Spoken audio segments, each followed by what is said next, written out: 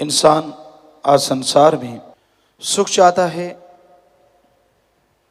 आत्मिक शांति चाहता है, तंदुरुस्ती चाहता है।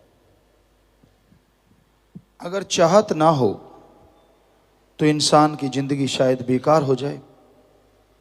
चाहत जरूरी है, इच्छाएं जरूरी हैं, पर इच्छाओं का मक्कड़ जाल बुन लेना बहुत ही घातक है।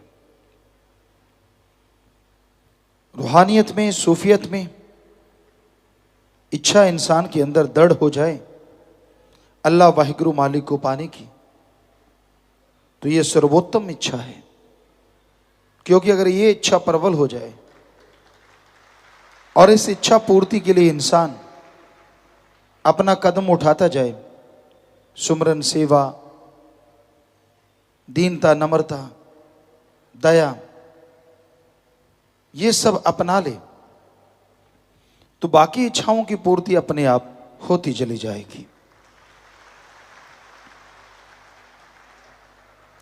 पर लोग सिर्फ ये एक इच्छा छोड़ के बाकी सब इच्छाओं को अपना लेते हैं।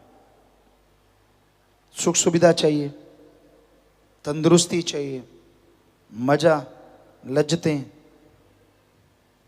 और वाह वाह, मान बढ़ाई चाहिए। तो इन सब के चक्कर में जिस इच्छा को रखना चाहिए था उस इच्छा को भुला देता है। तो इसलिए दर बदर ठोकरें खाता है, इसलिए दर बदर दुखी होता रहता है और मालिक की खुशियों से महरूम हो जाता है, खाली हो जाता है, दूर हो जाता है। तो इंसान यह कभी नहीं सोचता कि उसे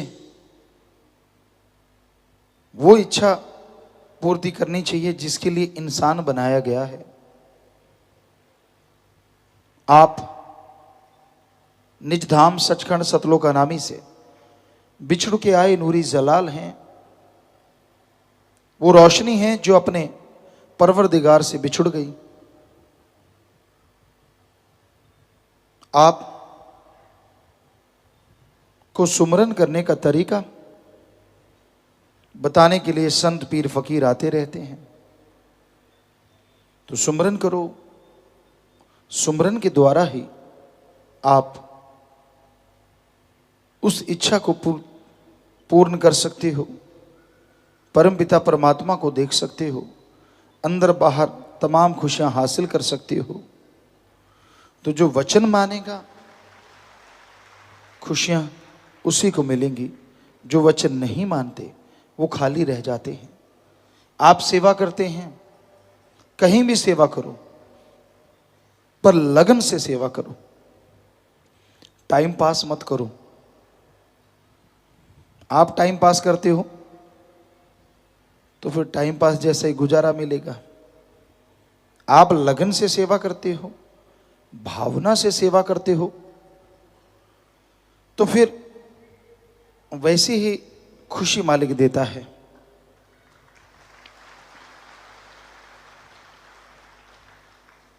तो जब सेवा का जज्बा अंदर पैदा कर लिया है, फिर क्यों किंतु परंतु का तो कोई मतलब ही नहीं। यहां भी सेवा दिखे, तन मन धन से करते चलो, जितना आप कर सकते हो, जितनी आपकी पहुंच। आपका शरीर अब 50 किलो उठा सकता है तो 100 तो उठा नहीं पाओगे। पहुंच का मतलब ये है।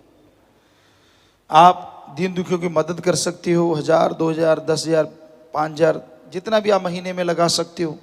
अब लाखों करोड़ों तो आप लगा नहीं सकते, इतनी हैसियत नहीं, पर नियत रखो तो क्या पता मालिक इससे भी ज्यादा बना दे। बात तो नियत की है, भावना की है। क्या पता 50 किलो उठाने वाला 200 किलो उठा ले, कोई पता नहीं। तो जैसी भावना है वैसा फल मिलता है। इसलिए भावना का शुद्धिकरण करना जरूरी है। मर गए तो फिर जियोगे कहां से? मर ही गए।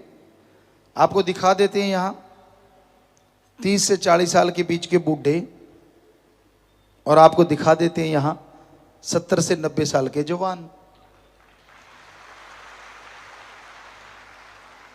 बस मैं तो बुढ़ा हो गया। ये आम सी कहावत है पंजाबियों में भी, आप हिंदी बोलने वालों में भी, अपने देश में। कोई कहेगा यार तू, मैं तो बुढ़ा हो गया।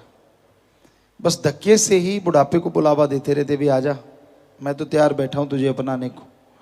थोड़ी सी उम्र हुई होती है, कोई बात नहीं, चलो कोई दर्द हो गया, थोड़ा बहुत तकलीफ होगी, उसको सहो, सेवा करो, कर्म करो और नेक बनो,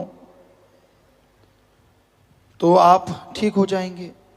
जरूर दिमाग में पॉजिटिव विचार रखो, नेगेटिव ना रखो। सारा टाइम गलती सोचना, सारा टाइम गिरी सोच, कभी भरी हुई सोच रखो दिलो दिमाग में कि नहीं भाई हम तो सेवा करेंगे, जब तक रगों में खून है आखिरी दम तक भागते फिरेंगे, सतगुरु मौला रहमत करेंगे, कर्म करेंगे, नेक कर्म करेंगे, भले कर्म करेंगे। तो नेचुरली वैसी सोच बनी जा रहेगी। और सारा दिन पंजाबी में कहते हैं माऊसा बने रहना, मतलब गुंजल सी मार के बैठे रहना कि भाई बस इतना ही काफ़ी है। वो दुखता कम है, हाय हाय ज़्यादा करते हैं। कईयों की आदत होती है, हवा इधर से ठंडी लगी, ओह की हो गया, हवा ठंडी लगी, 10 डांग बज गई। आदत है, आदत है, आदत से मजबूर हैं। कई बार देखा है हम, चाहे थोड़ा झुक के कोई चीज़ उठाना, ओए अरे क्या हो गया, कुछ नहीं मैं झुक के चीज़ उठा रहा था, चाहे फूल ही उठाना पड़े, ओए का क्या मतलब, वो मुंह पे चढ़ा रखा है ताकि दूसरे का ध्यान बांटना कि भाई मुझे देखे मैं बड़ा तकलीफ में हूँ, तो अटेंशन सीकर या कुछ ऐसा नाम बोला करते हैं इंग्लिश में। तो वो लोग ज़्यादा हो गए हैं आजकल। उनको होता है यार मेरा किसी को पता ही नहीं चला, मेरे दर्द हो रहा है, क्यों दर्द क्यों हुआ, फूल उठा रहा था झुक के, बताओ। तो आज का ये ज़माना है। और पुराने टाइम में लोग क्विंटल वजन भी उठाते थे, पास वाले को पता नहीं चलता था कब उठा के सिर पे रख लिया। आज वाले तो क्विंटल उठाने लगे तो शायद सारे कबीले को बता दे मैं उठा रहा हूँ, आ जाओ। तो ये आदमी की मनोदशा है, आज गिर रही है, आत्मबल गिर चुके हैं। सुमरण करना नहीं, भले काम करना नहीं, जब बैठना निंदा चुगली, दूसरों की मैल धोते रहना, दे तेरे की ले तेरे की, कब मरूंगा, कब ओढ़ निभेगी, कब नीचे गिरूंगा, कब ऊपर जाऊंगा, कब चोट लगेगी, कब मैं आराम करूंगा, इत्यादि इत्यादि बातें होती हैं। क्यों नहीं सोचते कि चोट लगे ही ना, तंदुरुस्त रहूं? क्यों नहीं सोचते कि सेवा ही करता रहूं? क्यों नहीं सोचते कि सुमरणी करता रहूं? क्यों नहीं सोचते भलाई मांगता रहूं? तो आदमी की फितरत है, आदत बन गई है आज। तो इस आदत को बदलो सुमरण के द्वारा, मालिक से मालिक को मांगते हुए, दुआ करते हुए खुशी खुशी जिंदगी जियो। अब जीते रोई हो, घिसट के पटक के जिंदगी जीना कोई जरूरी है? क्यों ना खुशी खुशी जिया जाएगी। ठीक है, हमने जो भी रास्ता चुना, गृहस्थी हैं, त्यागी हैं, जैसे भी जीवन में रह रहे हैं, बढ़िया है, आप ही चुना है, किसी ने तो चुनवाया नहीं। नाच न जाने आंगन टेढ़ा, नचना होंदा नहीं दर फटे मुँह गोड़िया देख। सो अपना ही चुना हुआ रास्ता है, तो चुना गलत नहीं है, बढ़िया है, बेस्ट है। पीर फकीर गुरु के वचनों को याद करो, जो भी रास्ता आपने चुना उसके लिए वचन जरूरी है, हुए हैं, और फिर वचन हुए हैं तो उन वचनों के सहारे ही आदमी उड़ता फिरता है कि भाई मेरे लिए तो ये वचन है, हम तो खुशी मानेंगे। बस बात सोचने की है, उसको बुल्ले शाह वाली बात, मन दा की समझाना, इधरों पट के इधर लौना। वो पनीरी लगा रहे थे, प्याज की पौध लगा रहे थे, तो किसी ने पूछा जी मन को कैसे समझाएं? कहते मन दा की समझाना, इधर से उखाड़ी पनीरी, इधर लगा दिया, कहते इधर लौना। मतलब दुनियादारी की तरफ से हटा दो, सतगुरु के वचनों पे 100% अमल करने लग जाओ, मन आ गया काबू। किसी को पूछने लगे जाओ कि तू 100% वचन नहीं मानता, बिल्कुल ही नहीं मानता, कोई हाथ खड़ा नहीं करता, और वैसे मन के पीछे धक्के खाते रहते हैं। तो जैसे कल परसों आपको बोला कि एक ही वचन मान लिया करो, वही काफ़ी है, दोहराना पड़े ही ना।